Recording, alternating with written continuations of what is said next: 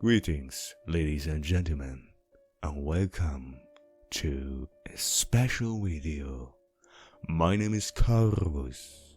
You have met me before, and today I want to tell a few stories from Japan. The secret of the Yamama. Once upon a time, a Buddhist priest was caught out in a storm, but luckily paced by a lonely hut. A kind old woman invited him inside, welcoming him with food and a warm fire. As welcoming as she was, she gave the priest a strange warning. No matter what, do not look in the back room.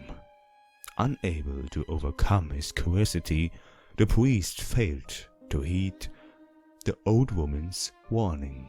As soon as he stepped out to gather more firewood, the priest peeped through a crack in the door. To his horror, he discovered the room filled with half-eaten corpses.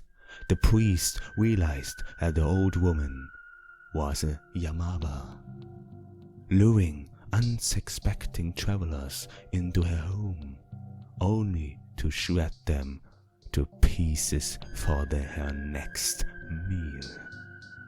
He fled from the hut as fast as he could and never looked back. The Ghost of Okiko. There was once a girl, Okiko, who lived in Himeji Castle as a servant of the samurai Oyayami. One of Okiko's tasks was to care for her master's collection of 10 valuable plates.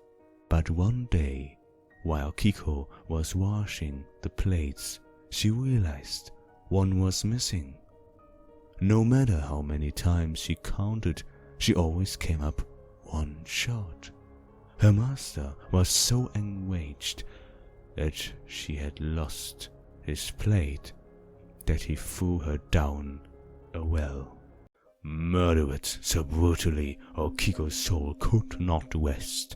Every night her ghost crawled out from the well to continue counting her master's plates. She would count to 9, then upon realizing that the 10th plate was still gone, she would let out an ear-piercing shriek. Okiko's screams kept everyone in the castle up all night long for weeks on end, until a Buddhist priest finally appeased her. And a last story from Japan, the legend of the Yohogumo. A young samurai was accosted in the street by an alluring, glorious woman. Although she was beautiful, the samurai saw through her disguise, realizing she was not a human, but some kind of yokai. He immediately drew his sword and plunged it towards her, but only injuring the strange woman before she quickly retreated. The samurai followed the scarlet trail of spotted blood all the way to an old abandoned house. Inside, he found dozens of bodies bound in spider silk, and a giant Yoro spider dead from the injuries it had received. What I like about the stories in Japan in general is this use of scary themes like ugliness, like in this case spiders, creatures with fear, and always the combination of beauty and creepy. What are your favorite Japanese ghost stories, or in general? I would like to know. And maybe someday I'm gonna tell you some of them. Adieu.